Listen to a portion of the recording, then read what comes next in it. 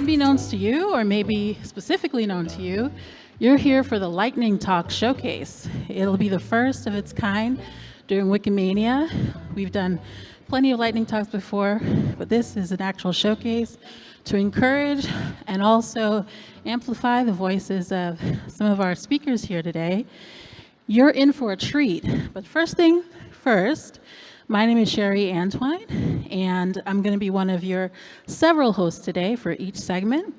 If everyone here could please come to the center of the room. If you could please find yourself in some of these rows right here, especially if you come down to the front. The reason why is because you've got some amazing speakers who've put a lot of time into what they're going to be talking at today, and it's very encouraging to see your faces, to hear your applause, and also to know your appreciation. So if you hear something today that you agree with, you like, something you've learned, feel free to cheer, feel free to applaud, feel free to let them know that you're here and that you hear them. Another thing is, after the session is done, we'll have about 5 minutes for each speaker. I'm going to move on quickly to the next speaker. So give them one more round of applause when they're done. Awesome. Let's do that again. One more time, a nice big round of applause for our Lightning Talk speakers today. Wiki ideas worth sharing. On the count of 3, 1, 2, 3, applause. Woo! You're already doing so great. Okay, without further ado, let's have our first speaker.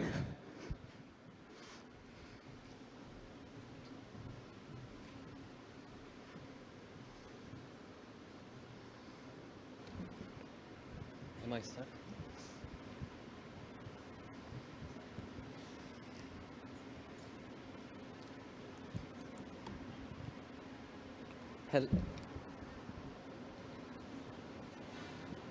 Start? Should I start? Hello everyone, I am Caner and from Turkey. I want to tell about my user group. My user group name is Wikimedians of Turkic Languages user group. The foundations of our user group were laid in 2012 at the Turkic conference held in Kazakhstan.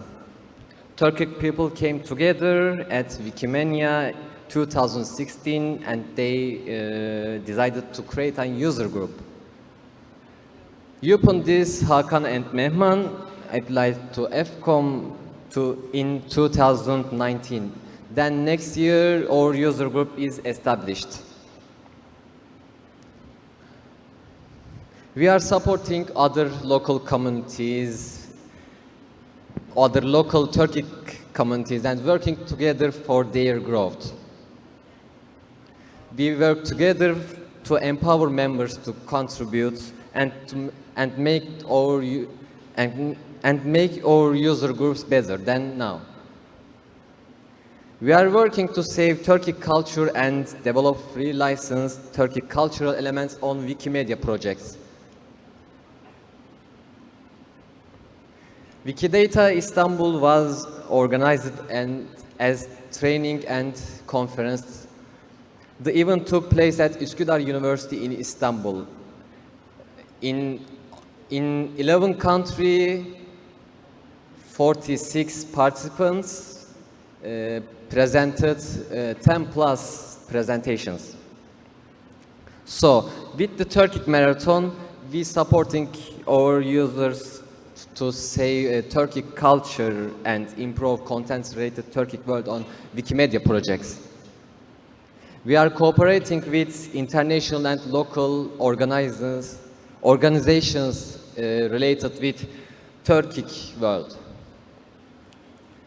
Upcoming Turkic Wikimedia conference will be a conference where the participants make presentations and get information on various topics like Wikimania. The conference will be held at, again, Üsküdar University in Istanbul in this October. We are working for unity of the Turkic world on Wikimedia projects. Thanks for all. That was amazing. Con- Now we're on to our next speaker. Thank you very much. Thank you, everyone. Hi, everyone. My name is Anton Protyuk. I am the programs coordinator of Wikimedia Ukraine, and today I will talk about Wikimedia Ukraine's Wiki condensed milk program as a case study in motivating volunteers and retaining newcomers. So the basic question behind my talk today is how can we ensure that Wikipedia volunteers are appreciated for their work? Because editing Wikipedia is often a solitary job. When you've done something really amazing, such as writing a good article or proofreading an existing article, it's not always appreciated by others. And even if it is, even if people are silently grateful for your work, this appreciation is not manifested. You don't know that other people appreciate what you've done. So in other words, newcomers and experienced editors alike don't get enough positive feedback, and they do get negative feedback when they've messed something up, and even when they don't, even when they haven't. Of course, there are different efforts to ensure that editors receive more appreciation. At Wikimania, we've had interesting presentations by the Wikimedia Foundation, for example. The growth team is doing some interesting work. There are obviously long-term community traditions like virtual barn stars, but the problem still exists, and there should be more efforts to address it. And one case study here is Wikimedia Ukraine's Wiki condensed milk program. So the basic concept, the basic idea is to identify most active users over the past months on Ukrainian language Wikipedia, divided by several different categories, including newbies and experienced users, and then send them or offer to send them an actual physical package containing condensed milk, which is an alternative to virtual barn stars in Ukrainian Wikipedia. Started as a virtual award, but then was taken offline by Wikimedia Ukraine. And condensed milk is a sweet dessert in Ukraine, popular in Ukraine, and as far as I've been told, in Asia also. So we offer to most active users to send them a physical package containing real condensed milk, as well as Wikipedia branded souvenirs and a thank you note. You can see how this condensed milk looks like. We offer separate awards for functionary and technical work. So we have categories for administrative work, patrollers, bot operators, and so on, because their work is especially not recognized enough often. This program is quite simple and quick to make. There are some material resources required, but not a lot. Just a small amount of money for materials and postal expenses, and a few hours of staff and volunteer time for organizing the process. This program has been running for many years now. In 2022, we rewarded a bit less than 100 people, so 41 newbies, and then 12 experienced users, 12 patrollers, a bit more administrators, and a bit less bot operators. Here you can see some experiences, some feedback from people who didn't expect to get an award, but were pleasantly impressed. To sum it up, the impact of this program is hopefully showing newcomers that their work is appreciated and giving an additional boost to experienced editors. And it's especially important for newcomers, as we've seen that some of the people who received the award go on to become active editors and experienced community members months or years after that.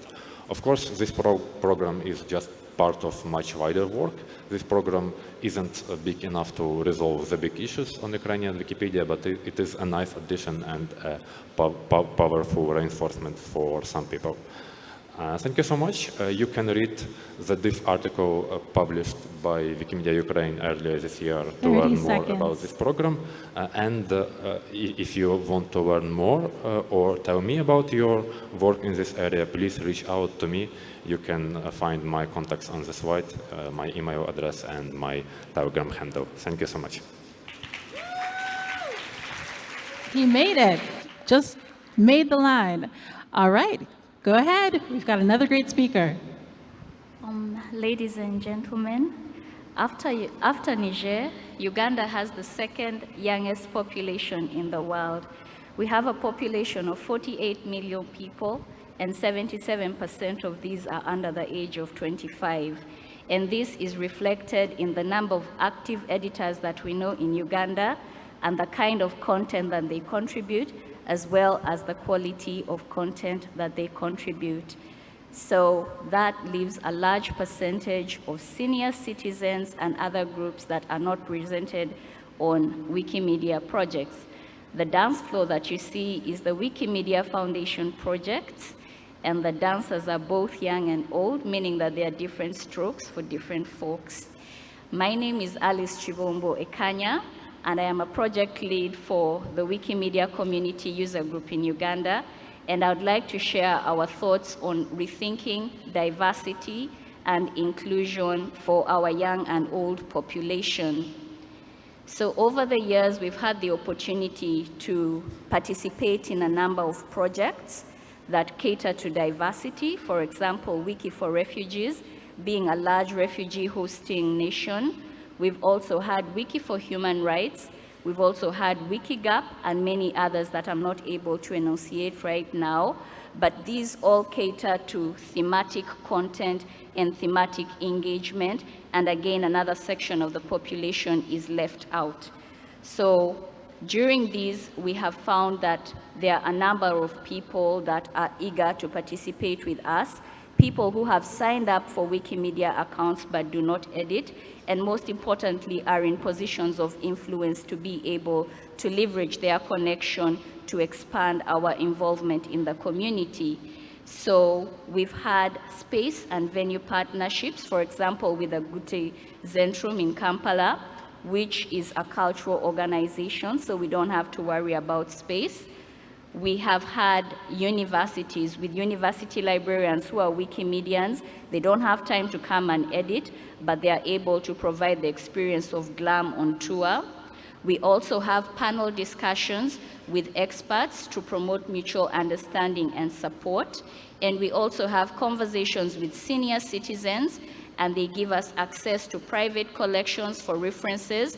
But most importantly, we have a kind of citizen deposition program where we have recorded conversations of their recollections of the times and the circumstances, and we can use these audios to enrich the existing content on Wikimedia Foundation projects. So all these in the long term, they pique the curiosity, and the population is therefore able to see and contribute to the topics that they relate to. In Luganda, we say tusimbudde, which means we are on our way, and by boat, by air, thunder, fire, magic, whichever way, we will see you in Poland next year. Let's give it up. Let's give it up. That was fantastic. All right, next speaker. Hola. Buenas tardes a todos, todas y todes. Soy Mónica Bonilla y desde Wikimedia Colombia queremos compartir con ustedes esta presentación que se titula Creando comunidades desde el sur global y pues específicamente el caso de Wikimedia Colombia. Estamos acá Pilar Sáenz, que hace parte de la junta directiva, y yo, que soy la directora ejecutiva de Wikimedia Colombia. Bueno, y queremos iniciar diciéndoles que todas las actividades que venimos realizando desde el capítulo se centran en la premisa que el centro de nuestro trabajo es la comunidad de voluntarios del país. Entonces aquí pueden ver una imagen en donde está la comunidad en un encuentro que tuvimos el año pasado. Es el primer encuentro en donde movilizamos a varias personas de diferentes lugares del país. Listo. ¿Qué hemos hecho hasta el momento en este plan de crecimiento de Wikimedia Colombia? Entonces, lo primero fue trabajar en el rol de liderazgos de muchísimas más personas que estuvieran involucradas dentro de Wikimedia Colombia, tener una decisión, una forma de toma de decisiones que fuera mucho más fluida en ideas de democracia líquida, transparencia también de liderazgos y de roles en la comunidad y una apertura tanto a los contribuidores como a los mediadores entre el mundo de Wikimedia y otros mundos. Bueno, ¿qué estamos haciendo ahora? Tenemos un programa para la comunidad. Dentro de todas las actividades buscamos involucrar a más personas dentro de la comunidad de voluntarios. Le estamos dando lugar y el lugar que se merecen a las personas que hacen posible al movimiento Wikimedia, porque los voluntarios, voluntarias y voluntarias son el centro de lo que hacemos. También estamos generando espacios de participación, aprendizaje y los cuidamos y le damos voz a las voces silenciadas dentro del país, voces como la de mujeres, la de comunidades LGTBI, como la de comunidades indígenas. Entonces queremos que ellos, ellas y ellas también tengan una voz y participación en el ecosistema Wikimedia. Ahora, ¿qué queremos para el futuro? Entonces, lo primero es, tenemos 3 enfoques dentro del programa de comunidad en Wikimedia Colombia. El primero es de sustentabilidad de la comunidad local. Queremos que sea una comunidad que se mantenga en el tiempo y que pueda tener recursos también para crecer. Tener un involucramiento de otras voces dentro de la comunidad local. Nosotros tenemos un reconocimiento muy importante hacia la participación de personas de comunidades indígenas, personas que están también trabajando dentro de los movimientos feministas y de la comunidad LGBTI. Y creemos que pues, efectivamente esta experiencia se puede involucrar dentro de la comunidad local. Y además estamos trabajando muy fuertemente en alianzas que sean regionales para lograr tener tanto posicionamiento como participación regional. Y todo esto que estamos haciendo, lo estamos haciendo con base en una serie de valores que definen la forma como nosotros queremos que sea el capítulo. Entonces, lo primero es colaboración, diversidad, paz y reconciliación, gobernanza, liderazgo, apertura y transparencia. ¿Nos acompañan? Ahora les vamos a compartir un video de lo que fue la experiencia el año pasado.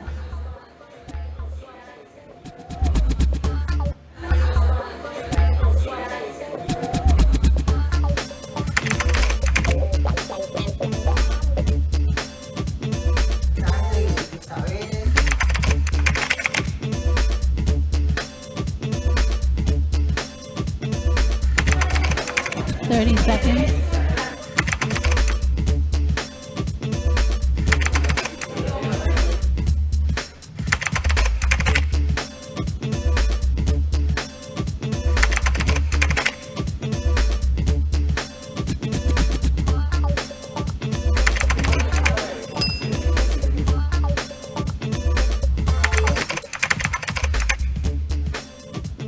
Muchas gracias. All right. Gracias. Gracias por todo y gracias to all of the speakers today. Wow, we've had such a great time already and we just got started. So this year we're doing things a little differently. As you notice, the setup is different. We're going back and forth. And it's been so great to see the participation that you had for everyone. Don't you think that it kind of lifted everyone up a little bit? Yeah. These are ideas worth sharing and worth appreciating. All right, so the way that we're going to do it this year is we're having several hosts. This year, we're having, other than myself, we've got 4 more hosts coming. And we're going to do it by segment. So this is the opening segment, segment 1. And then in just a little short time, we're going to have Wojciech. Wojciech, would you please come to the stage? Give it a hand for Wojciech from Poland. Did you know that next year, or next Wikimania is going to be in Poland? So, hi Wojciech. Can you let them know a little bit about yourself? Yeah, hi, I'm Wojciech. I'm the guy with the unpronounceable name. So I'm totally all right for you to butcher my name, and I'm deeply sorry if I butcher everybody else's name. Yeah, so that would be me. How many of you think you're going to be in Poland for Wikimedia Poland? Woo! Okay, so in just a few minutes, we're going to hear from a few more folks. Thank you. But right now, what I want to hear from you is, what did you think of what you just heard? We just heard from some great speakers. I had a great time listening to them. Do any of you have any questions for our speakers? And do any of you have any comments about what you heard? In the audience right now, there are microphone stands. If you have a question or if you have a comment, we'd love to hear from you. We've got someone coming up to the podium right now. Not a question, but I want to say that I love the condensed milk program. That was such a beautiful, wholesome thing to see. So thank you for sharing that with us. Hands up for Anton and the Ukrainian community, awesome Ukrainian community. Yeah, on the same topic, I also love that program, and I share the idea with every community that I visit. What's your name? My name is Asaf from the Wikimedia Foundation. I travel the world a lot and meet a lot of Wikimedians, and I often give this example as a great way of motivating volunteers. I've recently started learning the Ukrainian language, and my new life goal is to one day win a can of Wiki condensed milk. All right, that's awesome. We really wish you the day to come. You know, something I really liked was that they not only did he talk about the process, but he showed us examples of just the way that they're doing it. It's so wholesome to see folks really get into how they're delivering everything to everyone. So, without further ado, Wojciech, I'm going to go off to the side and check out our next speakers. And in the meantime, can you let them know a little bit more about Wikimedia Poland?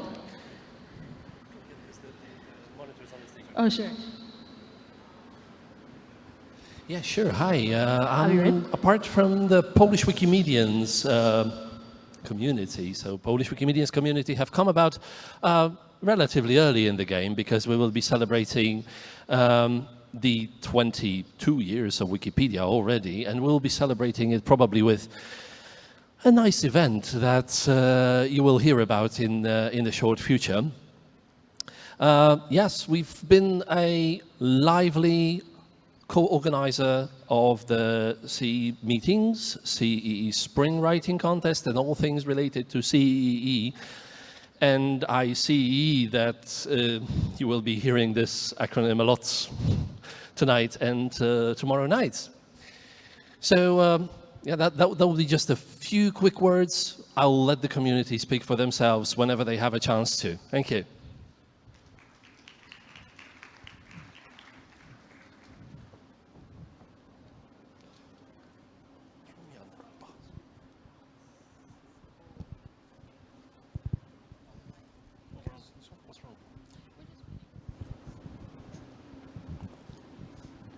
Juan, you are online now, and we are ready for you. Your 5 minutes starts now. Hola, hola, un gusto conocerles, saludarles desde México. Mi nombre es José Reyes, actualmente soy el coordinador del programa de educación de Wikimedia México. Saludos a todos, un abrazo cariñoso, espero que la estén pasando increíble. El día de hoy nos toca presentar algo muy lindo que hicimos desde México. Esperemos que este gran material les pueda servir a muchas personas. Comparto mi pantalla para que podamos apreciar la presentación que preparamos con mucho cariño. Es la presentación del libro que se titula Wikieducación, prácticas y experiencias educativas en México con Wikipedia y otros recursos abiertos. En esta ocasión tengo la fortuna de hablar por muchas personas, ser el portavoz de grandes personas. En México buscamos siempre descentralizar. Es por ello que hicimos este libro el año pasado, en el cual buscamos siempre que las personas estuvieran allegadas a ello, ¿no? Seguimos la filosofía Wikipedia, y la fundación y la filosofía que sigue la fundación como tal, ¿no? José Reyes, un servidor, y Samar Cerón, parte del equipo de educación, y claramente todo el staff y toda la mesa directiva de Wikimedia México estuvieron presentes en este libro. ¿Cómo lo dividimos? ¿Cómo lo trabajamos? Fueron 5 apartados interesantes. El primer apartado habla de los agradecimientos. Creemos que este agradecer por tener la oportunidad de poder colaborar, de poder crear y construir entre todos es valioso e importantísimo. En segundo punto tenemos la introducción de todo lo que implica qué es Wikimedia México, las áreas que trabajamos, desde el proyecto de género, desde el proyecto cultural, que son bibliotecas, archivos y museos, y desde el proyecto educativo. Es por ello que gracias a partir de todo el trabajo que hicieron las personas, pudimos juntar estas experiencias wiki educativas, que es como las llamamos nosotros. Experiencias de diversas formas y maneras, ¿no? Tenemos experiencias desde laboratorios ciudadanos, tenemos experiencias desde áreas de ciencias, tenemos experiencias desde traducción. Entonces, hay una gran diversidad de proyectos que fueron representados. Claramente no todos, pero algunos de ellos son muy valiosos los que se encuentran acá. Y por último, decidimos colocarlo en prácticas pedagógicas, justo relacionadas a los proyectos Wikimedia. Tomamos como base estos proyectos para generar gran parte de estas prácticas que tenemos. Por acá, ustedes van a poder encontrar el libro, que es el que tenemos justo en pantalla, Wikieducación, prácticas y experiencias educativas en México con Wikipedia y otros recursos abiertos. Esperemos, como les comentaba, que sea de su agrado, que también puedan tomarlo como un referente dentro del movimiento. Por acá ustedes van a poder descargarlo. Como les comentamos, seguimos esta filosofía wiki. Se encuentra abierto en estas licencias Creative Commons, en las cuales ustedes van a poder descargar. Léanlo, platiquemos, dialoguemos sobre lo que está pasando con este tipo de proyectos. Asimismo, también compartimos algunas de las experiencias. Desde Wikimedia México, desde el programa de educación, decimos Wikipedia es parte de la educación hay muchas razones por las que hablamos, ¿no? Claramente, acá encontramos algunos de los testimonios, voy a leer rápidamente. Consideramos que los bibliotecarios son importantes aliados de Wikipedia y viceversa, pues seguimos los mismos fines y el alcance que tiene esta es incomparable. Silvia y Claudia del Colegio de México. Tenemos también descubrí que Wikipedia es una comunidad, así es como me gustaría que se pensara Wikipedia, porque más que una forma en una enciclopedia, es una forma colectiva de creación de conocimiento para la humanidad. Jacqueline, subdirectora de Quayet en la UNAM. Y me animo a la posibilidad de fomentar una cultura digital abierta y accesible y que visibilice aprendizajes generados en comunidad. Ricardo, de Laboratorios Ciudadanos. Es por ello que gran parte de todas las personas que conforman Wikimedia México, el programa de educación, estamos muy felices de poder participar. Acá se encuentran nuestras redes sociales, pueden seguirnos, conversemos, platiquemos sobre todo este proyecto. Sin más por el momento, les dejo mi contacto. Muchas gracias a todos, espero que le estén pasando increíble. Desde Wikimedia México hicimos esto con mucho cariño. Les mandamos un abrazo caluroso y sigamos diciendo, Wikipedia es parte de la educación. Cuídense mucho, un abrazote. Gracias por estar por acá. Hasta luego.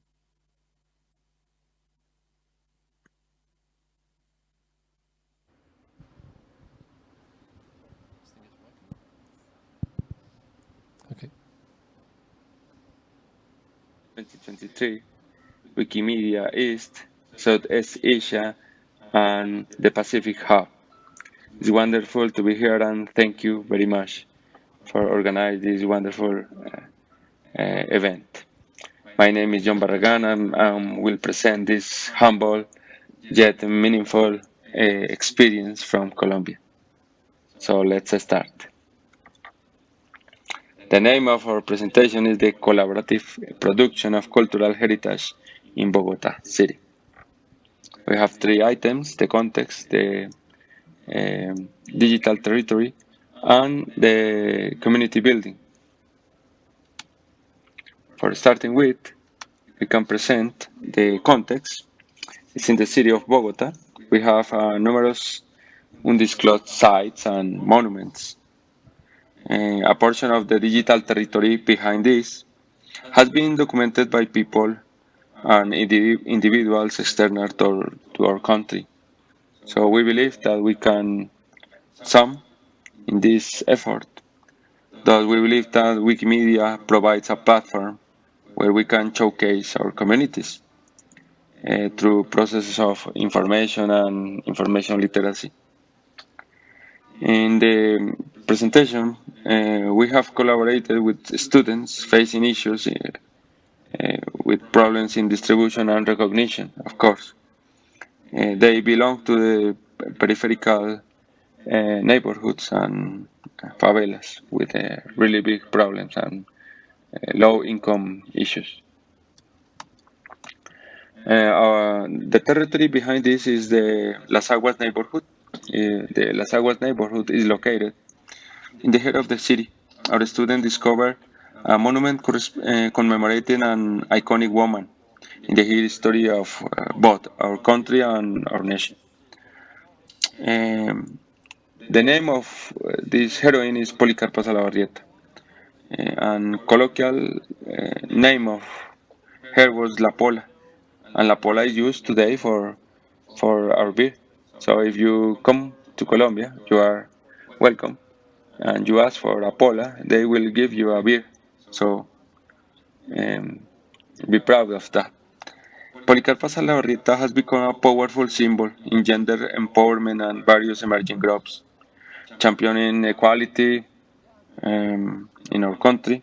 I encourage you to explore the Wikipedia article Monumento a Policarpa Salabarrieta. And this is a sticker from La Pola in the middle and the past 1950. So La Pola commemorates a really history of our country. In the community building point, it is not a secret how difficult it is for an article created on Wikipedia to survive.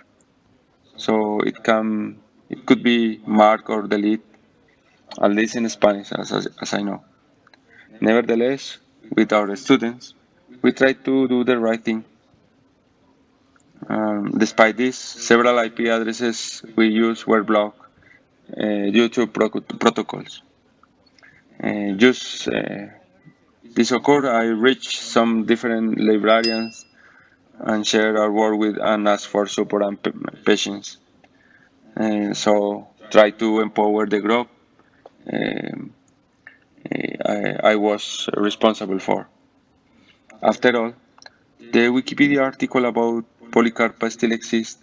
It is a kind of encyclopedic fact. It has passed some of the bot and librarian reviews, and most importantly, it was a collaborative done work.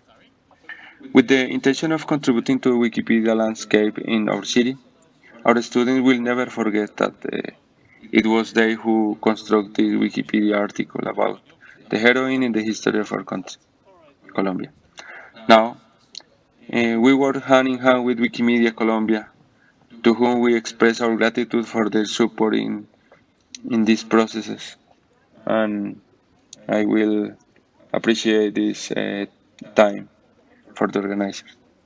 So, thank you very much.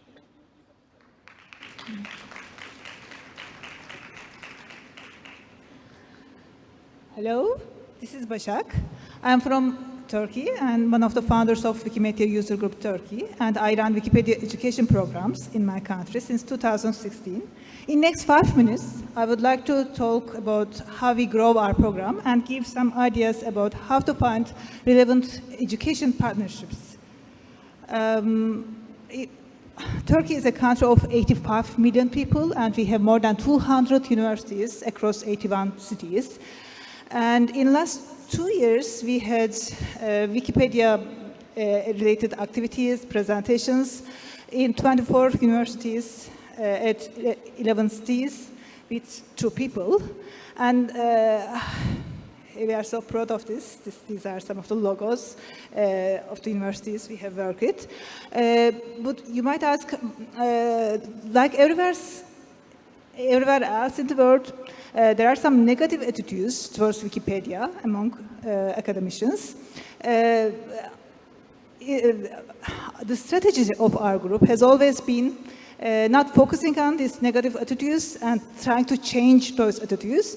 Rather than this, we look for those people who have more positive attitudes. The problem is because they can be the right person to start education program in that institution. But the problem is, where are they? How we can reach them? So these are a few suggestions to find those people. First, you might start from your inner circle, which means that do you or any of your user group members have friends, family members, relatives who teach at a university? You should first talk with them and integrate Wikipedia editing to their courses and grow your program from there. In my case, it was my sister who teaches psychology at a university, and we started from one of her graduate courses. This is a memory from this course.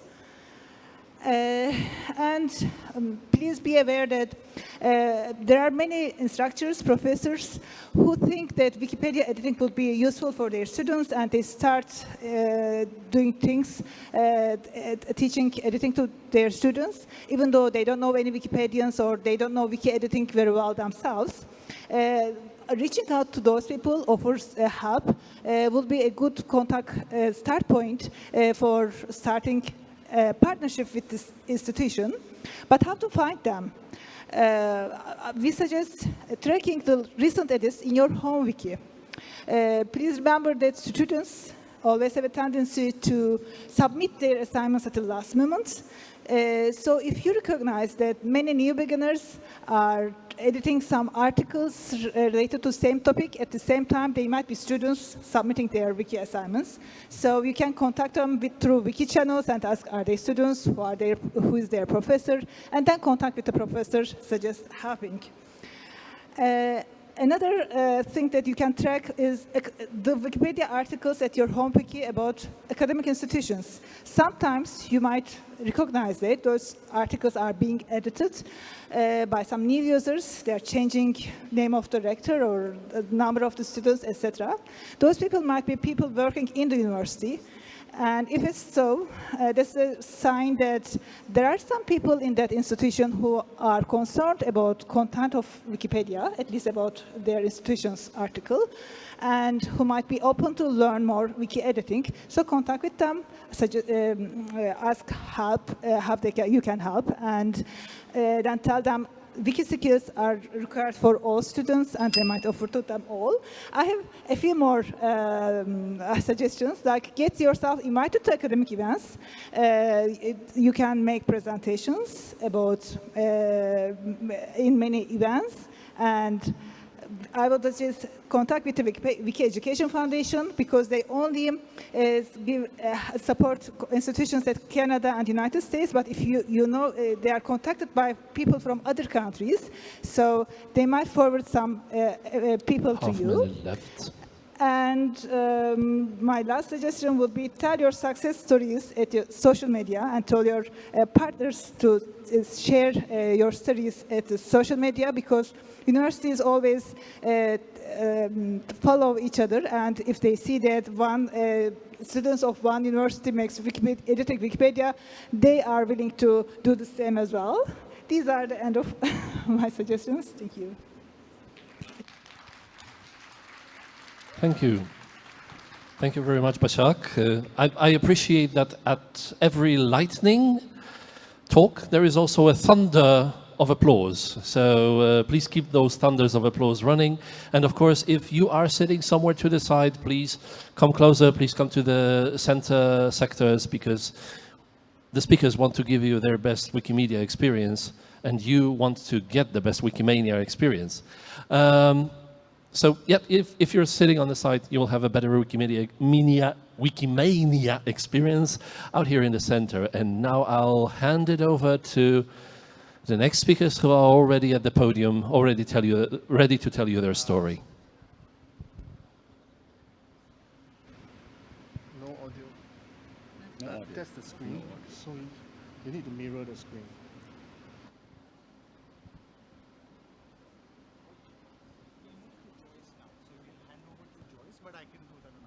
I'm sorry? We're changing, so Joyce will take over as a host from now. Yes, yeah, okay. but I can announce that. Sure, no problem. Thank you. Hi everyone.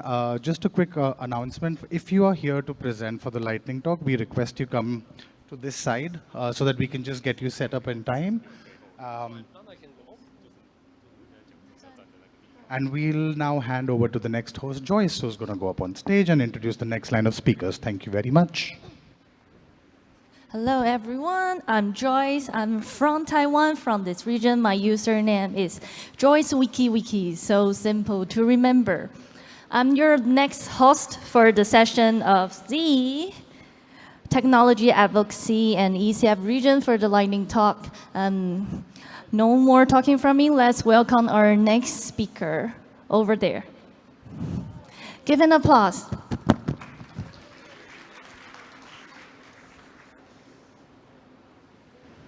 Hello. I'm supposed to speak to you about freedom of panorama. So I guess I should start with defining what it is. Freedom of panorama is considered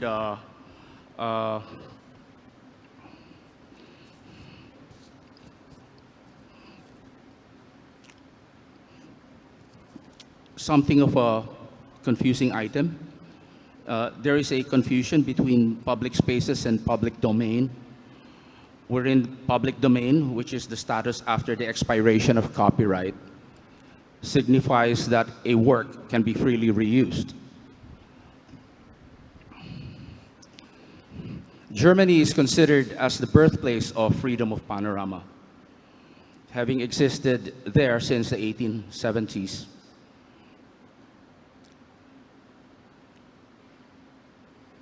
Something's wrong here. It is interesting to note the partial freedom of panorama in Japan, Taiwan, and even the United States, wherein their respective copyright laws only impose non-commercial restrictions for images of public art. Similarly, in Europe, Denmark, Finland, and Norway, we have partial freedom of panorama.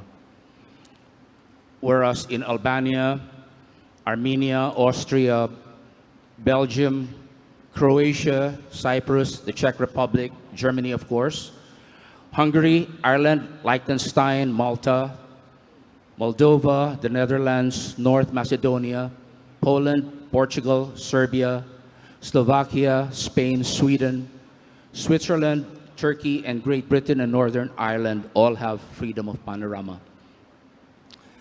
In my country, the Philippines, our National Congress is in the midst of pending legislative bills in both its lower and upper chambers, respectively, to institute freedom of panorama.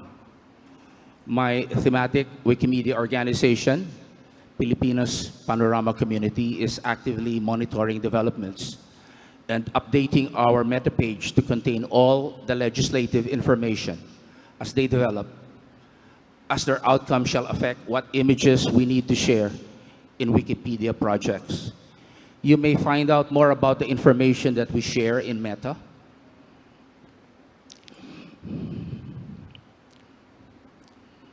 We have bills in the Philippine Senate and the Philippine Congress.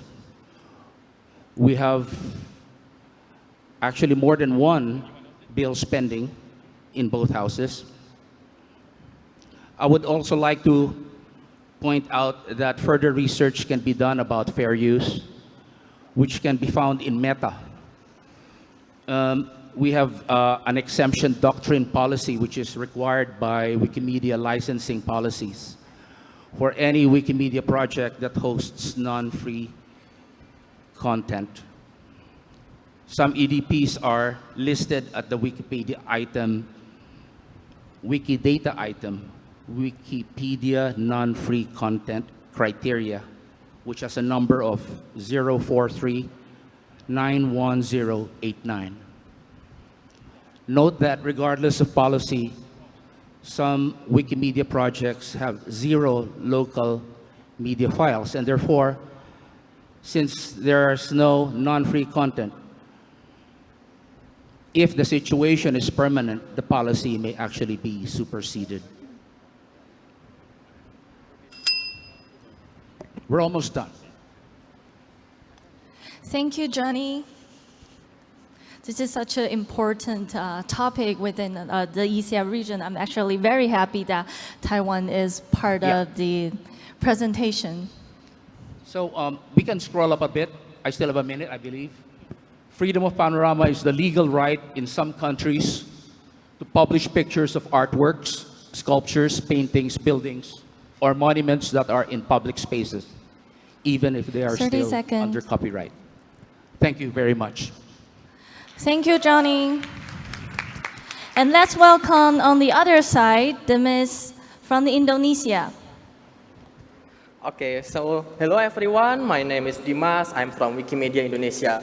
We already test some of the contests. We already organized some contests from Wikipedia and photo contests to less visible Wikimedia projects such as Wiktionary and also Wikibooks. So I want to share which projects which may be suitable for the first-time organizers for the contest.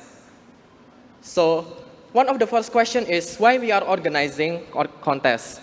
So the first reason is in our workshops, there will be one person, always there will be one person who asking, will I get paid for contributions? Will I get paid because I'm uploading the photos or contributing to articles? So, well, the answer actually yes, but actually no. Because, well, join our contest and maybe you will get prizes and it's just like a form of payment. So perhaps the Indonesians are not unfamiliar with volunteerism. And the second one is, it's a fun way as the newcomers or the workshop participants who want to learning or to apply what they got during the workshops. So it's a pretty fun way because where they can be applied what they got in the workshops and also maybe they get prizes. And the third one, the last one is most of the Indonesian contributors are mostly contributing on the celebs or 1,000 episodes of our soap drama. But what about the STEM topics or humanities? So the contest is actually can be used to equalize the quality content from the hard sciences like STEMs or humanities. Okay, for the first one is the photography contest. It's actually the simple ones because the affiliates or user group, you can just write your affiliates and user groups to the list of the participants, and you can localize the landing page and let the international organizers do the most difficult and technical parts like submitted the photos, like using campaign on the Wikimedia Commons, and that's it. So the local organizer will just organize the participants' registrations and also maybe the prizes. That's it. On the second one is the Wikipedia Edit-a-thon. It's actually a bit simple, but it's a bit complicated than the Wikimedia Commons ones because you need to customize the criteria of the articles or the topics, etc. So it can maybe used to create the topics which is not regularly edited by the contributors like human rights or climate changes. You may need using several tools like Fontaine or Outreach Dashboard to counting the edits of the participants' contributions. And the third one is the Wiktionary. It's surprisingly easy because what you need to do consider is just entries criteria, which is only definitions and example sentences. That's it. So it's pretty easy for the newcomers or for the beginners organizers. Wikisource and Wikidata Edit-a-thon is maybe pretty simple to contribute as the participants, but for the organizer, it's maybe a bit difficult to counting all the edits because there are many edits from the participants will coming. And the audio contest, please don't try this one, really, because we are trying to create the spoken Wikipedia contest, but well, it's really hard to check the recording of the participants because well, the article is long and you need to ensure that all the recordings are correct. So please don't try that, really. But if you want to create the contest with pronunciation of the words on Wiktionary, it's okay. Maybe it may be workable and it may be more easy. 30 seconds. And the last one is Wikibooks. Okay, you can try the Wikibooks contest with the creating the cookbooks or maybe some of the manuals. But please don't try the fiction ones because it many substandard works. So we don't recommend to create on the fiction works. But for the cookbook, it's okay. So try to organize more manageable competition first. It's okay if the number of the participants is below target. At least there's a new. Thank you, Demis. Just on time. I would really love to join one of this very special, unique contests. Let's welcome the next speaker, Irvin and ChatGPT.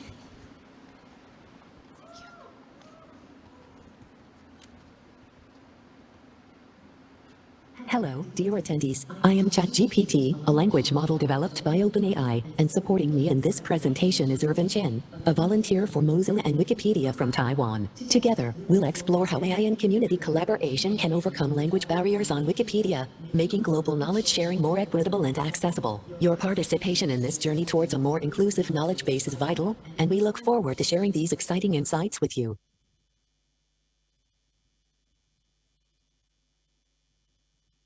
As we begin this talk, I invite you to participate in a quick real-time poll regarding your view on AI's impact on the future of Wikipedia. Please vote using your mobile device or laptop. Choose from 5 options: very positive, positive, neutral, negative, and very negative. We'll revisit the results at the end of our session.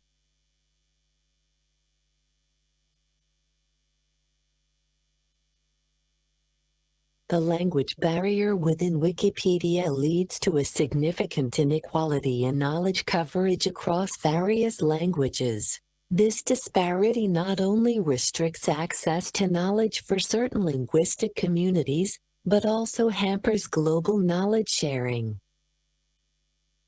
Enter GPT-4, a powerful tool developed by OpenAI.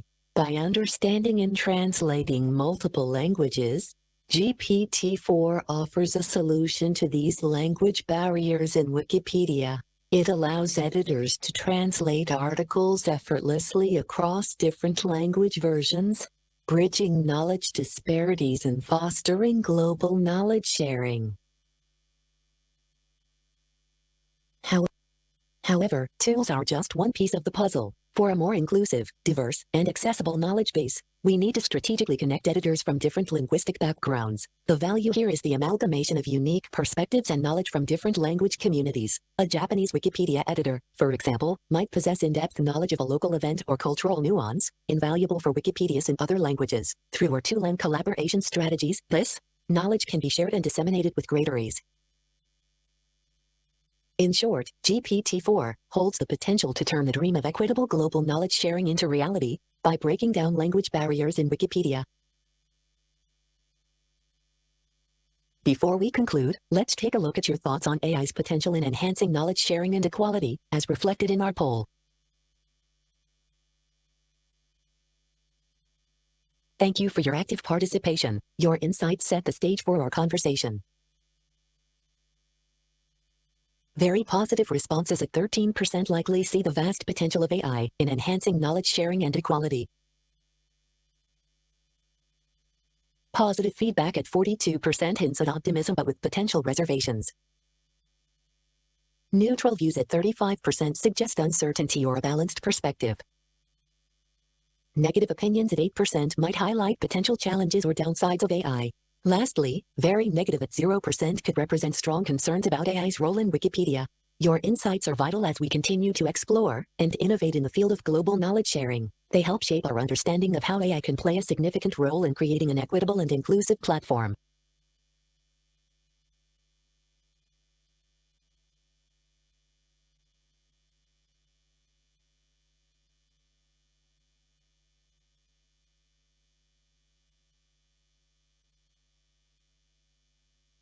We've spent our time together exploring how AI technologies, such as ChatGPT, can overcome language barriers in Wikipedia, creating new possibilities for knowledge sharing.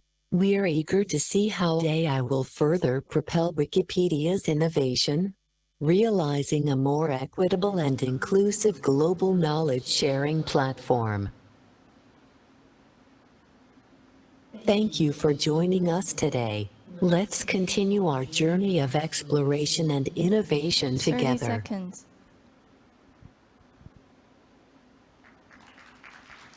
Well, looks like everyone is very interesting in ChatGPT. Now we do have a virtual speaker online, and let's thank Irvin as well.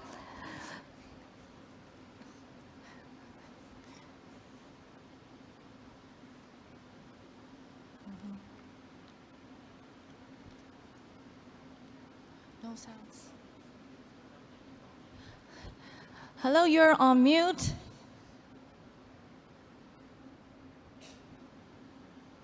Green Day, everyone. Yeah, we can hear you now. Wonderful. Please. Thank you so much. I hope you all can hear me. So, once again, Green Day, everyone. That was a wonderful presentation before I just took over. I want to begin my presentation with a story. I share with you a story of an old pilgrim who was traveling from one country to another. Having walked in the woods for weeks, through the forest for nights and days, he was so exhausted and tired. He was thirsty and hungry. Luckily for him, he got to a restaurant, and the inscription leading to the restaurant read, "Eat all you can. Your grandchildren will pay for it." This pilgrim was so happy, so he rushed into the restaurant, asked for the menu, ordered all the food he could eat at the time, and even the ones he didn't need at the moment. He ate to his fill, and then he made a move to leave the restaurant. No sooner had he made his decision to step out than the waiter brought to him his bill. He then looked straight in the eyes of the waiter and said, "Have you not read your inscription?" Then the waiter said, "Yes, you are not paying for what you ate. You are paying for what your grandfather ate some years ago. Your grandchildren will pay for what you've ate today." He was so surprised and disappointed. Dear Wikipedians, this is how we are treating the planet today. The current generation is unsustainably using the resources of the planet, such that the earth cannot provide for future generations. We are selfishly and greedily using their resources. But always remember, as it has always been said, we can never deceive nature. Good morning, good afternoon, good evening, and welcome to the lightning session on trying to explore the feasibility of Wikimedia projects in addressing the triple planetary crisis. That is a concern or the perspective from the Global South. My name is Otio Champomboachi. You are welcome. The triple planetary crisis, as defined by the UN, describes climate change, pollution, and biodiversity loss. These are the three threats that are destroying our planet of today. One of the main challenges to developing countries and developing strong advocacy, as well as equitable policies that has the potential to positively impact the lives of citizenry, is getting access to information that projects a perfect representation of the entire nation in real time and from a primary source. In Ghana and many African countries, the rare impacts of the triple planetary crisis are felt in rural and then remote areas where mainstream media hardly, if ever, captures. This further widens and then worsens the widespread inequality to access to reliefs and support. But what if, as advocates and Wikipedians, we can leverage the openness of the Wikimedia projects like Wikinews, Wikipedia, Wikicommons to provide evidence-based reports from such neglected communities, not just to national audience, but to global audience? What if we could use Wikicommons as a hub to provide photos and short audio visuals, that is media from these villages that are hit with flooding, drought, arsenic pollution, deforestation, farming, and other threats to sustainability? What if we can provide these reports in the African way, attaching the passion and authenticity they deserve to the whole globe on a free-to-use website like Wikipedia? The essence of this lightning talk is just to whet your appetite as an experienced Wikipedian to reach out to rural folks with key emphasis on teachers and health workers posted to these areas, since these are elite communities, to build their communities to be able to add primary data. I want to also, through this, make us understand that the Wikimedia project or the Wikimedia Foundation is not only a digital hub, but also contributes greatly or is an active contributor to the socio-economic development of communities. President Nelson Mandela once said, if you speak to a man in a language he understands, you speak to his head. But if you speak to a man in his language, you speak to his heart. We touch a heart before we ask for a hand. Therefore, let us explore how we can use the Wikimedia projects like Wikicommons to be able to provide real-time data for our people. Language is a barrier, especially in West Africa and then the global south. But thanks to Wikimedia translation platform, where we can translate and share issues on the planetary crisis with our local people. In conclusion, I want to tell you that how Thank you. Let's send him love and support for our online speaker. And without further ado, next speaker, Hugo. Hello, everyone. So today I will speak about sign language of the world and how to increase mutual understanding. What I mean by mutual understanding is the general public being able to communicate with people who are signing. So I will first argue that we all could gain from learning sign language. And I will also announce a new project from Wikimedia France, which is going in this direction. So my first case for why sign language can be useful, these are my nephew. They learned sign language at an early age, and they were able to communicate with their parents before being verbal, which is very helpful for the parents. Another case is with elder people. Elder people tend to lose their hearing capabilities, so that would be interesting to be able to communicate with them with signs.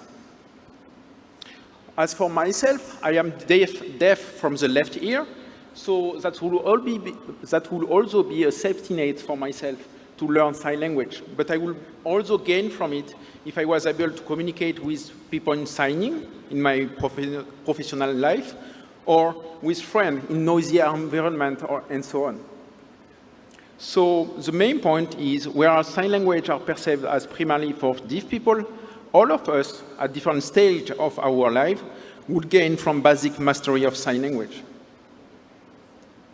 From this statement, we can look for solutions to help move toward basic ability of sign language. And in Wikimedia France, our proposition is Firefox extension plus a recording chain, which is based on Lingua Libre, which you may already know. So the core mission statement of this project is to allow everyone to learn sign language with in mind a transgenerational design with baby in mind, adults in mind, and elder generation. The learning chain look like this. So we have on one side, on the right side, the video recording studio, which create data which can feed then our Firefox extension. So the extension looks like this. You can go on Wikipedia, click on some word, and when you click on the word, you can have a modal window, which is opening and showing you the sign language.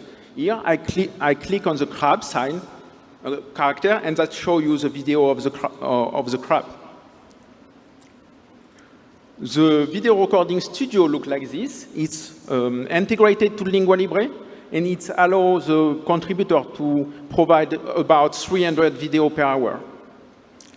As of now, we have few projects going, but that's mainly prototypes. And the project we are pushing right now, it's kind of basic vocabulary list for librarian to welcome the public which are non-verbal and can only signs. On how you could help with this project, if we want to encourage sign language, just start to be curious and enthusiastic about sign language. That's easier than it looks. You can search for sign online. There is a very good project, but it is copyrighted, so we want to do something open open source, open license. You can learn some sign. You can also start to say hello and make some sign with your family. And you can contact us if you want to become active in creating resources, educational resources. For the team making this, you have the team right here. I'm the third developer, actually. And the project is supported by Wikimedia France, but also by the University of Toulouse and local singing community. And I finished. Thank you, Hugo. Thank you. Sign language is such an important topic, and let's welcome Sheila. Sorry? Yeah, thanks. Hi, I'm Dimi from Wikimedia Europe, and I'm here to share an observation with you. So I work in public policy. I keep an eye on relevant legislative developments in the region of Europe and coordinate Wikimedia's policy and advocacy activities in that regard. And one thing I'm increasingly observing is that governments are more and more trying to tackle the issue of protecting children in the digital world. And their standard go-to out-of-the-box solution for that seems to be to propose mandatory age verification for online platforms, all online platforms. France recently passed a law that obliges all social networks to do this. In the original draft of this law, all Wikimedia projects would have been included. Thanks to Wikimedia France, there is now a carve-out for online encyclopedia, educational and scientific repositories, but yeah, that's a carve-out. In the UK, they're currently debating the online safety bill, which as it stands would mandate all Wikimedia projects to perform an age verification check. And these are not the only examples, I'm just quickly giving two. This seems to be a trend across Europe and I'm certain also across the planet. Now, why is this an issue for us? Because, of course, having to perform mandatory age verification checks on each user before they access the service for us would mean A, harder access to free knowledge, an extra obstacle, and B, the Wikimedia Foundation or a third-party service provider would need to collect more data about the users, something we really, really don't want to do. However, if we are honest, on Commons, there is quite some content that probably deserves more attention and is problematic from the point of view of, well, let's say at least age-appropriate content regulation, and we don't seem to be doing all that much against it or about it. I'm not saying that we should perform age verification. I'm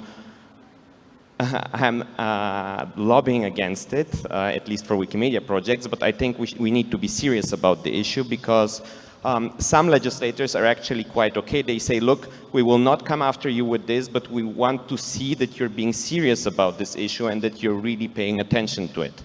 The Wikimedia Foundation is doing a child rights impact assessment, which is great, but I think we might also as a community consider doing a little bit more. Now, from what I have read and seen, there are three ways to do this age-appropriate content restriction online. One is to check your user's age on your platform, which we don't want because the Wikimedia Foundation would have to collect more data about the users. The second way to do this would be to outsource this to a third party. So let's say to allow only people with a Apple ID or Facebook ID or Google ID join the platform, but of course we don't want to do this. But I think there is actually a third way. I know this is not popular, but I still want us to think about this and to consider it. If the content comes with the appropriate metadata, that this is sensitive content or age inappropriate content, then a device on the side of the user can, through its parental controls, actually take care of these settings without any additional data about the user being exchanged. This is a bit like cable TV and your set-top boxes work. Of course, right now, and I don't think Wikimedia would ever offer this out of the box or provide such a service. I'm not arguing for this, But on commons, there are a few categories that actually already go down this line. So there is a category on commons called files with child protection and obscenity acts warnings, which basically categorizes 200 or so files that have some pretty rough sexual content in them.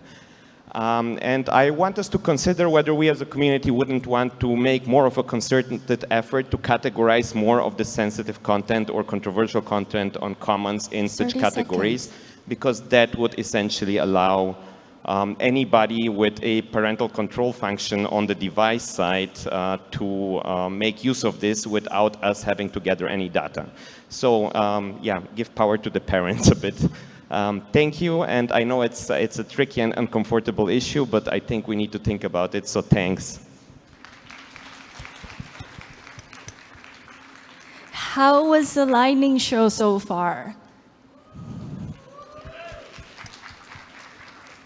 5 minutes for the entire presentation. As far as I know, some of them submitted their presentation for like 20 to 30 minutes, and then ended up they have to put it into only 5 minutes. Isn't it wonderful? And they also have to speak in front of this big stage. At least now I'm very, very nervous because I did not know that the planetary hall is so big. So can everyone give support and all the clap for all the speakers so far? And everyone, please stay. There will be more. I know all of the ideas are in your heads right now, but there will be more. So please stay. We will have a break for 5 minutes. Go grab some food, grab some water, go to the toilet, and please come back or just stay here. Thank you.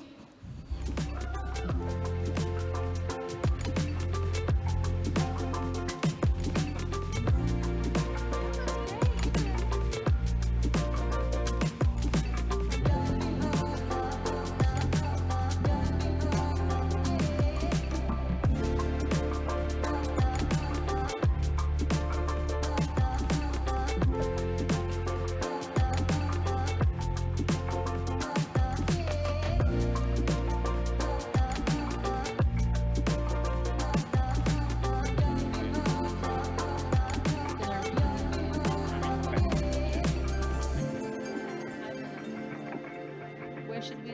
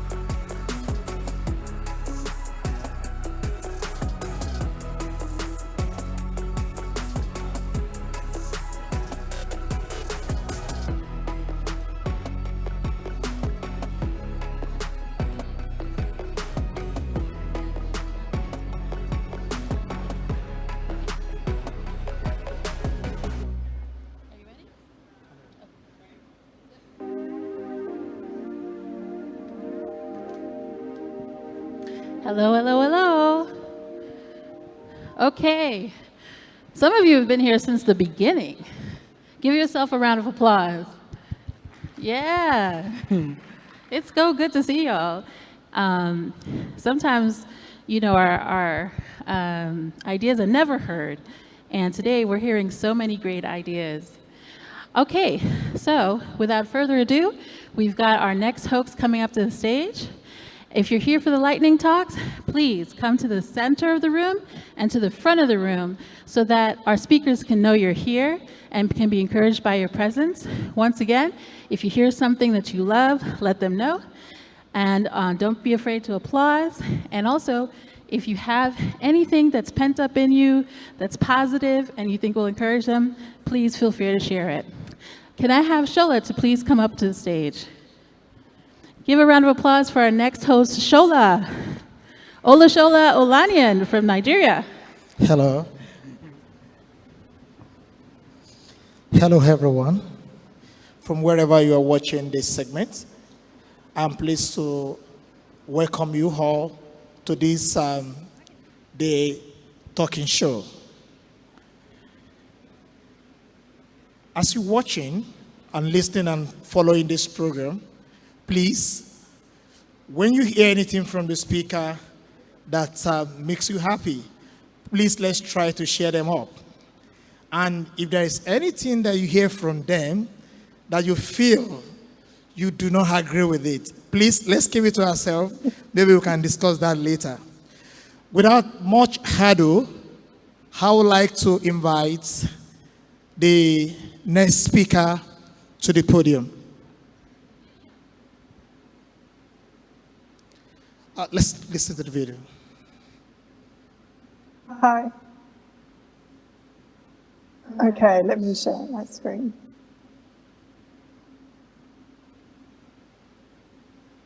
Hi, everybody.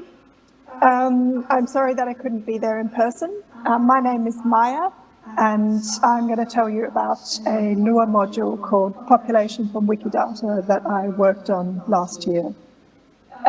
So I worked on this as a part of a Wikidata fellowship through Wikimedia Australia, and I'm very new to contributing to Wikimedia projects, so luckily I had a massive, very talented mentor team. And shout out to Sam and Alex who are at Wikimania, so go and talk to them if you want to hear more about this project.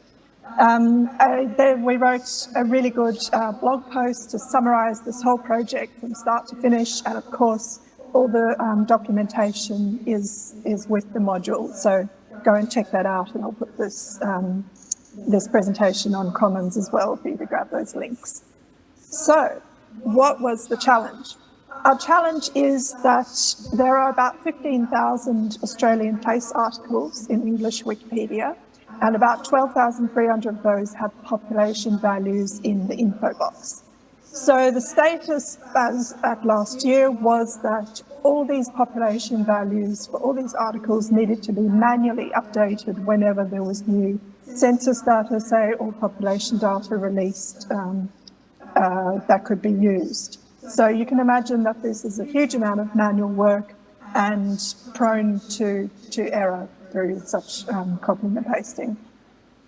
So we figured that we could make use of Wikidata to semi-automate this process. This is possible because all the Australian place articles are linked to their equivalent Wikidata items, and a couple of users have done a huge amount of work of adding population values and statements to these items and developing bulk upload methods so that there is a huge amount of really good population data in these place items. So what we needed to do was to write a Lua module that could grab these population values and the reference data and give it to the info box Australian place template. So most of the work that I was involved in was designing how are we going to choose which population value is the best one for any given article. So what we decided was some criteria that had to be met. Mainly, we needed to have good reference information so that we could reference the value we were using. We needed to also check that the population value we were selecting had a geographic area that matched what was what was being described in the Wikipedia article, because, for example, you don't want to use a suburb population value if you're describing a city. And of course, we wanted to get the most recent value of all the possible population values we had in the item.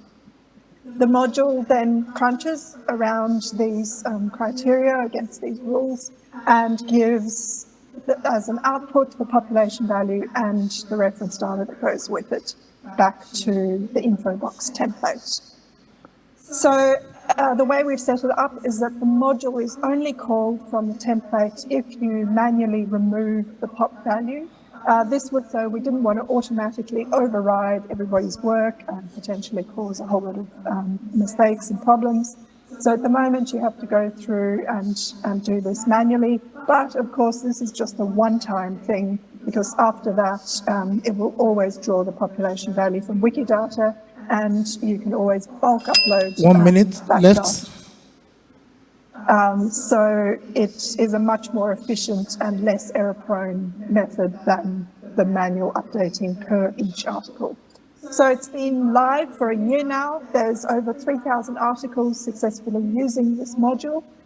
We are keeping track of some of, how many articles and what changes are happening. So I go and check out the graphs and the tables and things that are happening.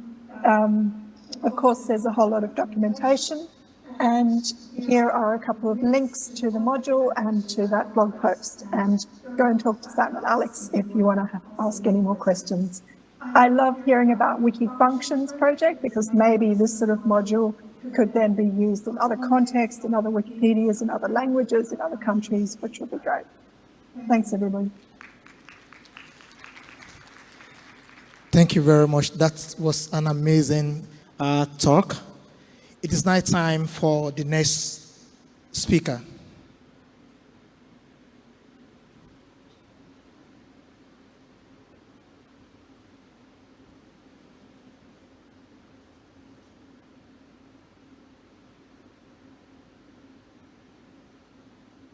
Hi there.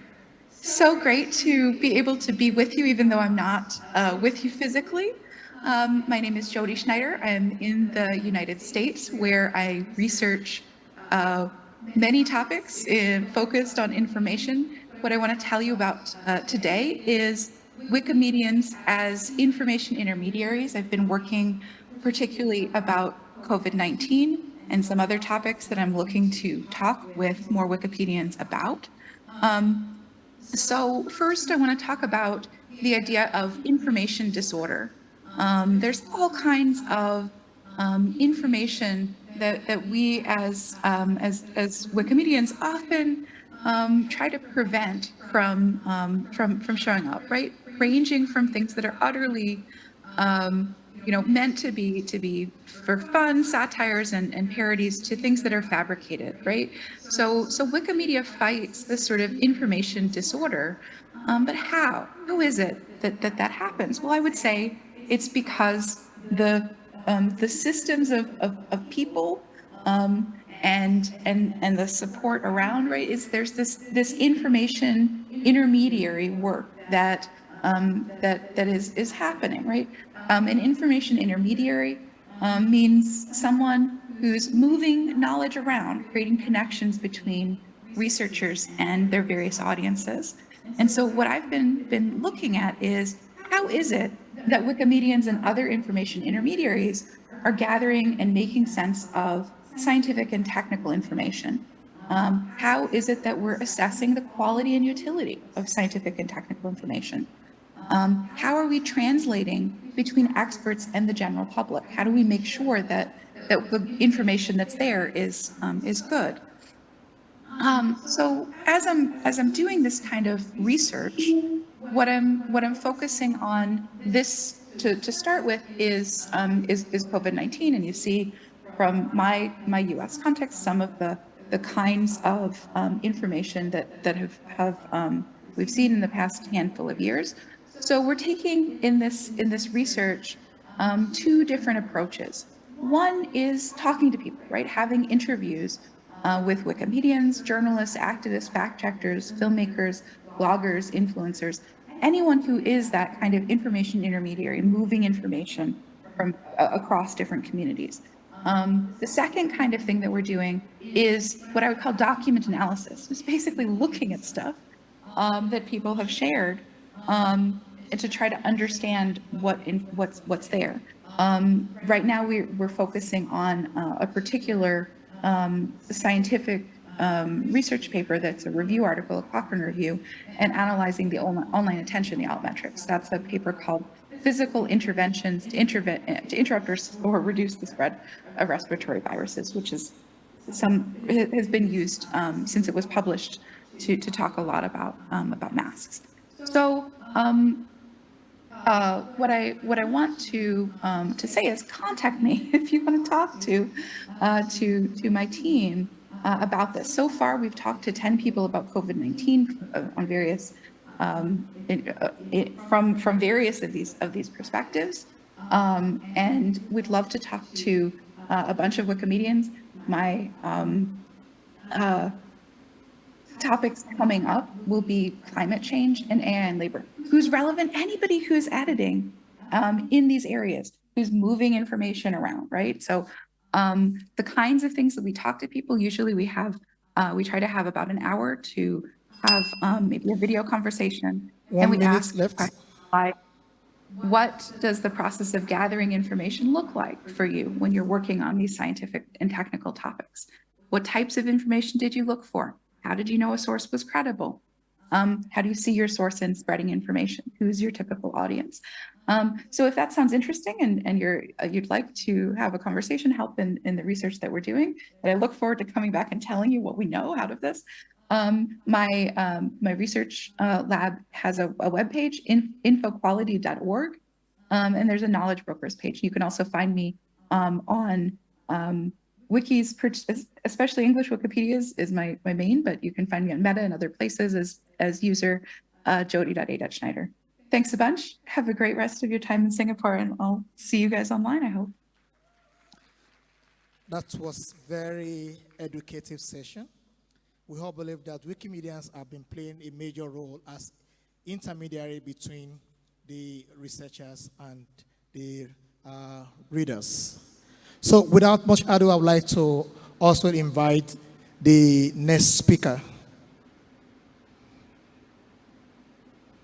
Hey Wikimania, I am so excited to be here. I'm Kaylee Champion. I'm going to tell you about a research project I've been working on with Benjamin Mako Hill about taboo subjects in Wikipedia. Awesome. So when I say that I study taboo, something that people often will ask me is, how do you identify what's taboo? What does taboo even mean? And isn't that just subjective? So taboo are those topics that by definition we're reluctant to talk about. They're yucky. They pollute us to think of them, to talk about them. They're forbidden in some way. But a lot of the subjects that are taboo in our cultures and our religions are also important for us to understand. They have to do with mental health, with physical, personal health, with violence, with sexuality. These are things that we need to know about. So how does Wikipedia respond to this? That was the sort of focus of our research question. But to identify taboo without kind of relying on my personal sense of what's taboo and what's not, I took an approach of looking for euphemisms. So why did I look at euphemisms? What is a euphemism? We come up with euphemisms as ways to talk around a taboo subject. We can think of this as a way to avoid being polluted by the sort of dirty thing that we're actually talking about. So we might say someone has passed on because it's taboo to speak too directly that they've died. A number of different taboos also are reflected in sexuality, and we have all kinds of euphemisms about sexuality. This is an example. I took my data set from Wiktionary, actually, so this is from Wiktionary, and here's the word member, which has lots of meanings, but one of those meanings is euphemistic and refers to the penis, another sort of taboo subject, perhaps, to speak about. So I use this to identify all kinds of articles that are about taboo subjects. And here's some examples of articles that I identified that way. And I think that has some kind of familiarity. Although we might not have picked all of those out of our own brains, we can sort of see how this use of euphemisms might help us to avoid talking directly about a subject that feels taboo. So we have all of these taboo articles. We recognize that they're important. But my question was, how does Wikipedia deal with social taboo? Are Wikipedians able to overcome taboo and make great articles on taboo subjects, or do they struggle because of, say, lack of available resources? Books get banned. Topics are uncomfortable to read about. Maybe it's just not fun to write those articles. So to test some of this tension between the desire to make knowledge freely available to everyone and this social kind of reluctance or lack of sources, I tried testing 5 different ideas, and I'm so excited to tell you that I was wrong in several important ways. So taboo articles, as you might guess, very popular with the general public. So I got that one right. Taboo articles, however, that doesn't seem to keep people from making contributions to them. They're quite popular to contribute to, so Wikipedians get out there and interact with taboo subjects instead of shying away from them.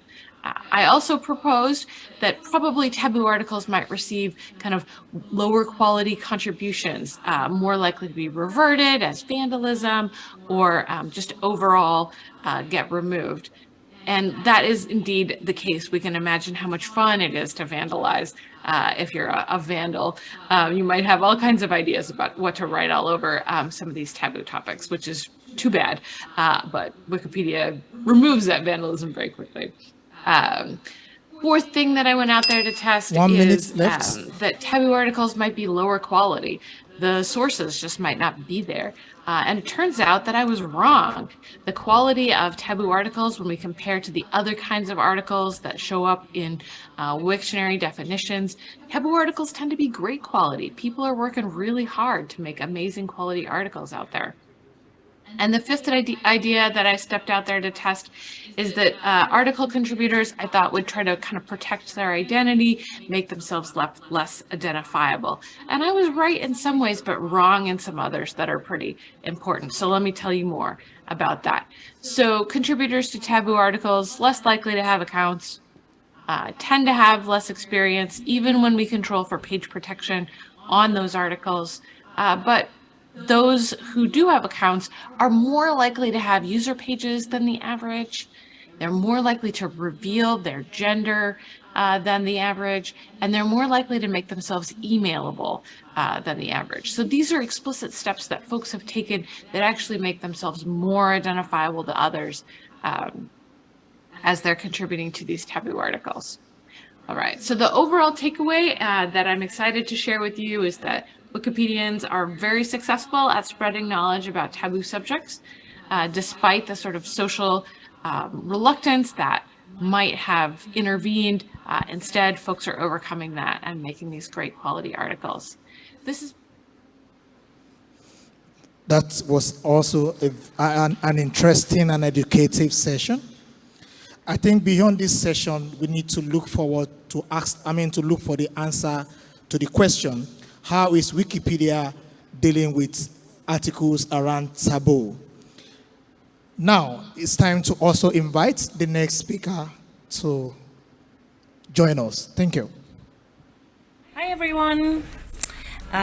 Welcome to my real quick lightning talk about partnering up for Wikidata and a program that Wikimedia Deutschland has been running for the past 2 years on shared Wikidata software development. My name is Maria. You can reach out to me now or after my talk as well. I've been a project manager for Wikimedia Deutschland for a couple of years now, and I'm always happy to meet new people. What I'm here about today is a special kind of partnership, and for us at least a prototype of partnership with other movement partners, which we started doing 2 years ago, and which is hopefully going to contribute to having other movement partners able to do software development for Wikidata and Wikibase in a hopefully sustainable way. And for that first round of this prototype of collaboration, we are concentrating on underrepresented language communities. We are on Meta, so check us out, look for software collaboration for Wikidata. And all of this is possible because we received an external funding from the Arcadia Foundation, which is a foundation located in the UK. I'm going to real quick talk about our amazing partners, but they have their own sessions here at Wikimania. So if you want to learn more about what they've actually been doing and what they've been learning, check out their sessions. We've been working with Wikimedia Indonesia. They have been growing their own software team over the course of the last 12 months.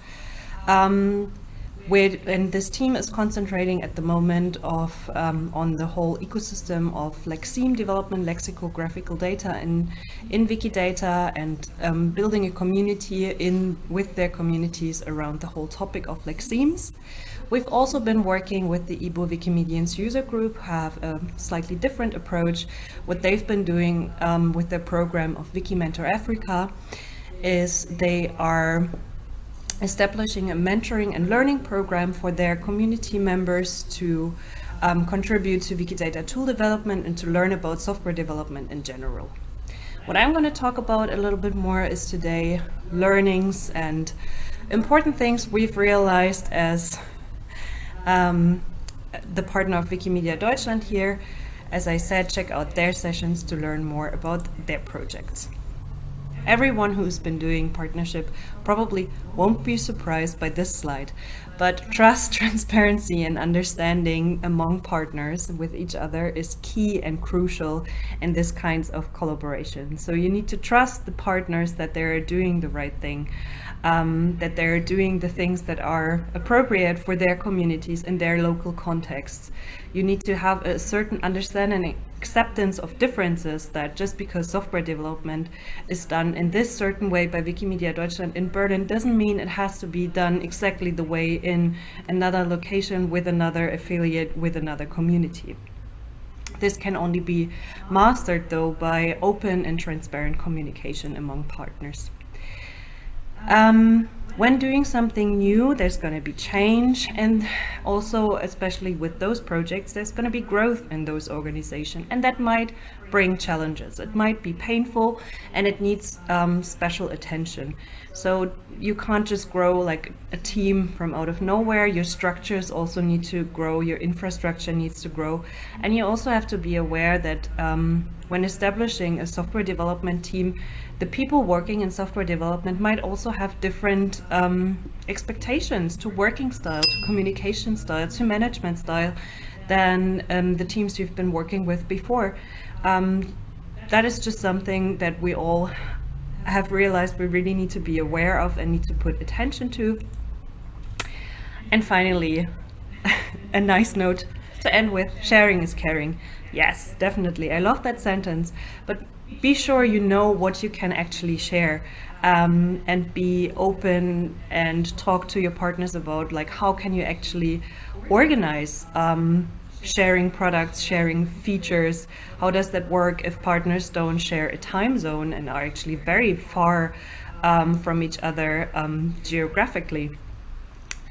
And with that, I'm ending my lightning talk, hopefully in time. Thank you for listening. Reach out to us if you have any questions, and have a nice Wikimania. Thank you very much. That was massive. We've come to the end of this session. I think we've all benefited one way or the other from what we've learned and being shared by our speakers. So it is high time right now for me to invite Henny to the platform. Okay. Sorry for the mistake. So I'm going to invite the next speaker right now to talk to us about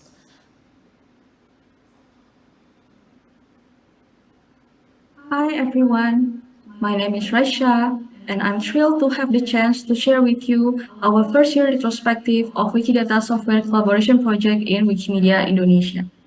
Over the past year, We've embarked on a journey that has been both enlightening and challenging, and today I'd like to take you through the highlights of what was good and what should be addressed. So let's start by celebrating the positive aspects of our collaboration. One of the greatest strengths of our project has been the unwavering enthusiasm and dedication of our community members. The passion and commitment shown by everyone involved have fueled our progress and kept the momentum going. The second one is support from Wikimedia Deutschland. We are very fortunate to receive exceptional support from Wikimedia Deutschland throughout our collaboration. Their guidance, resources, and expertise have been instrumental in driving the project forward and ensuring its success. The next one is our collaboration facilitated sharing sessions between different Wikimedia affiliates, and it allowed us to learn from each other's experiences across various projects. For example, even though our project is about software, but turns out that we can have sharing sessions related with GLAMS and also Wikimedia Unlock. This exchange of knowledge has enriched our collective understanding and enhanced the overall impact of our work. The last one is the collaboration has provided us with invaluable chance to learn from a diverse range of backgrounds, spanning from language, technology, community building, and also organizational management. This interdisciplinary learning has broadened our horizons and empowered us to approach challenges with fresh perspectives. Okay, next. However, no journey is without its challenges, and let's delve into some of the areas that need our attention moving forward. Number one is the organizational crisis in Wikimedia Indonesia. We cannot ignore the organizational crisis that Wikimedia Indonesia has faced and is characterized by a lack of transparency and accountability. Addressing these issues is crucial to ensuring the long-term sustainability and effectiveness of our collaboration. The second one is governance challenges. So another critical aspect is the governance issue that arises when managing different projects within the same chapter. We should strike the right balance and ensuring clear lines of communication, authority, and responsibility, because it's essential to streamline our efforts and also solve conflicts. The next one is we have to be aware of creeping technical debt. As we continue to grow, we realize that there are things that once working just fine when we are small in size, but become a problem when our organization grows in size. For example, in the past, the management can be handled by simple Google Form and Google Sheets, but now there is need for a dedicated system to handle the data. We must be cautious about accumulating technical debt when we make decisions. We have to prioritize sustainable infrastructure and regular maintenance, because it's vital for us to prevent future challenges and setbacks. The next one is to think about relationship between chapter and community. It's important for us to really take time to really think about this. We should push for decentralization as well as distributing the resource that currently concentrated within a chapter.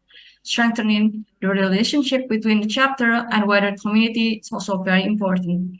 Open communication and active engagement will foster a sense of unity and shared purpose, driving us toward our common goals. Last one, we need to have a culture shift in Wikimedia Indonesia. We have to embrace transparent, open communication, even when it's uncomfortable, because it's crucial for growth and progress. It allows us to make informed decisions and build trust within the community. Okay. So in conclusion, our first year retrospective on the Wikidata Software Collaboration Project with Wikimedia Indonesia has been marked by both achievements and challenges. Thank you for your time. I look forward to the discussion and insights that will undoubtedly emerge from our collective efforts. Thank you, everyone. Thank you. Thank you very, very much. That was also an inspiring and an engaging time, telling us about activities in Wikimedia Indonesia. So it's also time right now to invite the next speaker to talk to us.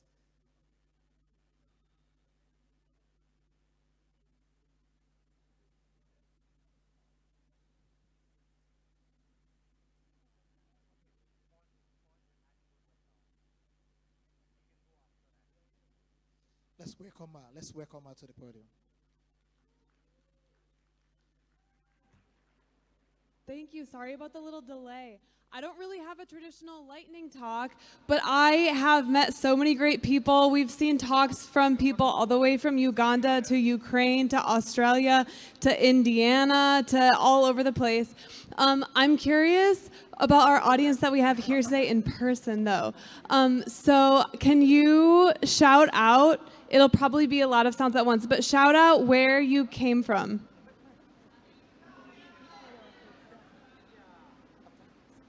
That was indeed a lot of places. Okay, another thing I am curious about, especially people from the front row, because you're easiest to hear. There are some people that I've met at this conference that have contributed to Wikipedia in ways that I find very interesting. I met somebody that created articles about all of the MRT stations in Singapore. And on the first day of the conference, one of his articles was the featured article on the main page, which was very fitting. I talked to somebody who made a lot of articles about orchids. When I was on the plane on the way here, I was sitting and I was feeling kind of nervous before takeoff. And I looked on Wikipedia for the type of airplane I was in, and it was an Airbus. And then I clicked on who made the article, and it was Andrew Lee, who is at this conference. So Wikipedia contributors are all around us doing interesting things, and I want you to shout out some articles or topics that you have contributed to. Wearing sandals with socks. I'm so glad that there is an encyclopedic entry on that. Vikings! Footholes? Okay, I recently wrote an article about a platypus. Anyone else? Women authors, that's important. Woohoo! Okay, I'm also curious if you have met anyone that's doing anything that inspires you. So now shout out something that you've heard about that inspired you. 100 Wiki days, which is when you write an article every single day for 100 days. Very impressive. I was inspired by the sweetened condensed milk appreciation system. Woo! Anyone else feeling inspired by something today? Okay, well, that's all I have for you. I'm doing a talk at the closing ceremony tomorrow, and I believe that there is karaoke tonight, and there's a rumor that we're going to see the first rendition of the Gloria Gaynor parody called I Will Revise since Wikimania in Alexandria, Egypt. So that's just a rumor, and you didn't hear it from me. And then I think we're all finished, but there might be more. I'll hand it off to Sherry. Come on now, give Annie a round of applause. So you guys have been so amazing. It's so great to see there's so many of you still here. You made it through. And I did it last time. Let's do it again. Give yourselves a round of applause.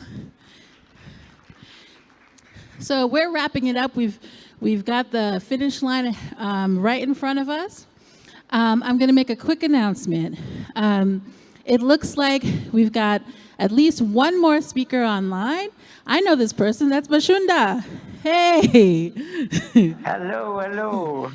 Hello, Singapore. Hey, well, where are you coming from, Bashunda? I'm from Algeria, North Africa. This Hey. is a Maghreb community. Coming in from North Africa in Algeria. Okay, before Bashunda goes on, I'm going to make a quick announcement. Now, is there anyone in the audience who was on the list and was expecting to speak today at these lightning talks, and you were a little late or something, and you haven't gone up yet?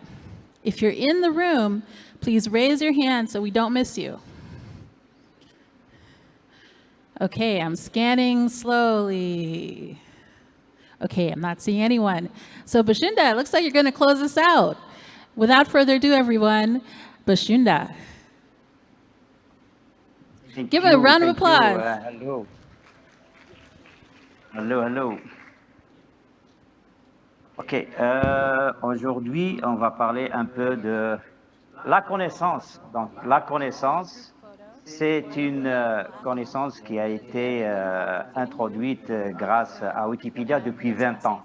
Donc, la communauté a collecté, trié, nourri des milliers d'idées à travers toute une communauté. Depuis 2017, nous avons commencé à réfléchir à une nouvelle stratégie pour arriver en 2030 pour être les meilleurs dans la connaissance. Notre communauté est internationale. Donc, nous avons accumulé tellement de connaissances que nous peinons à les utiliser. C'est très difficile d'utiliser cette quantité très gigantesque de connaissances. Avec Internet, la connaissance s'est dématérialisée.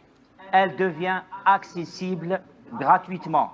Cela signifie que tout le monde dans la communauté et au-delà peut l'utiliser.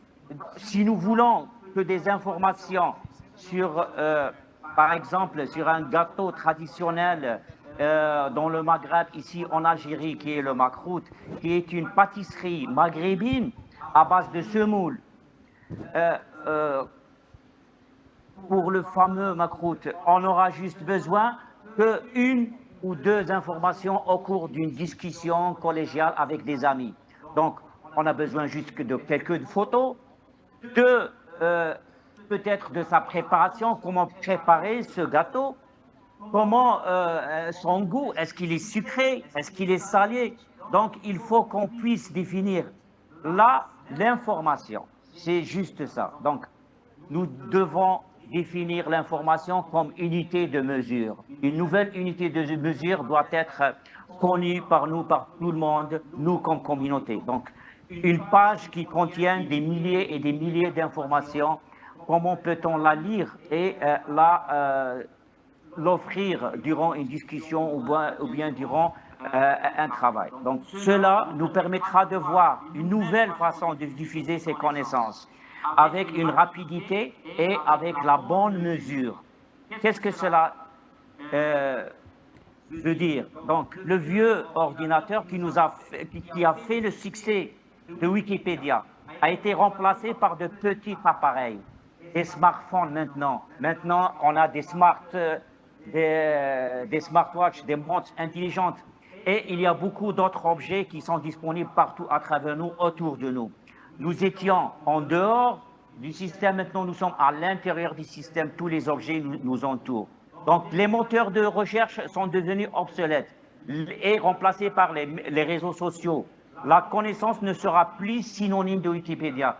Donc il faut que nous réfléchissions à améliorer cette information et l'offrir dans le futur avec une intelligence artificielle qui va prendre de nouvelles versions et elle va devenir de plus en plus utilisée. Donc, tout est disponible à nous, entre nos mains. Donc, utilisons cette information. On est tous là pour offrir cette information et qu'elle soit toujours disponible à tout le monde. Donc, après la collecte de l'information, réfléchissons dès maintenant à comment l'offrir à tout le monde d'une meilleure façon où que l'on soit. Donc, on n'a pas besoin de présenter des dizaines de pages sur un sujet grandiose comme le makrout. Donc, on a juste besoin d'une photo, d'une image, d'une recette de cuisine. C'est bon. One minute. Voilà. Donc, merci beaucoup. Réfléchissez avec moi. Et merci Bakunda. Everybody say merci. Woohoo! Yeah, they're going wild. They loved you. Oh my gosh, they're losing it. If you could only see it. Thank you so much for coming out. Thank you. Merci Thank you. Bakunda. A plus. Okay, so we're done. Yay! You did it. Woo! Thank you for participating. Thank you for staying. Thank you for letting them know you appreciate them. And without further ado, I'm going to call everybody, the speakers and the hosts, as well as the background folks. If you could come up to the stage, we'd love to just give you a real big round of applause and a big thanks for everything you did to make this happen. This is a team of people who are in their own right doing amazing things in the movement. And I also want to make sure, Richard Nipel, if you're here, you did a lot of background stuff to help make this happen as well. And if you spoke today and you're still in the room, please come up to the stage. We want to just do one final bow. Thank you, thank you, thank you. Everybody, give them a round of applause. Woo! Amazing. Okay, we're going to try to do the bow thing, or the curtsy, whatever you want to do, or the, the dap. Okay, on the count of 3. 1, 2, 3.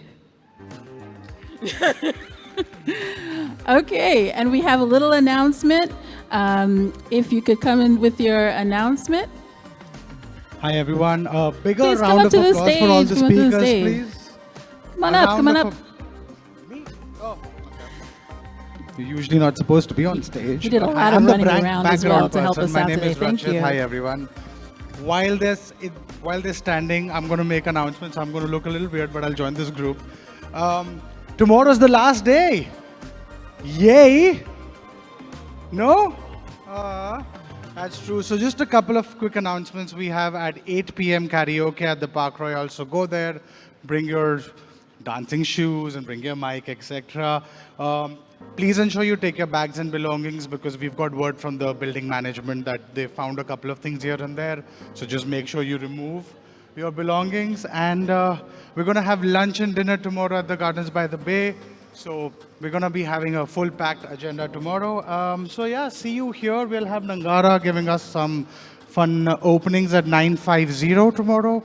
And at 10 a.m. we begin with the program. So see you all tomorrow. Thank you very much. Before we go, I want to give a big shout out to Stefan and all the team back there who, they're like ducks.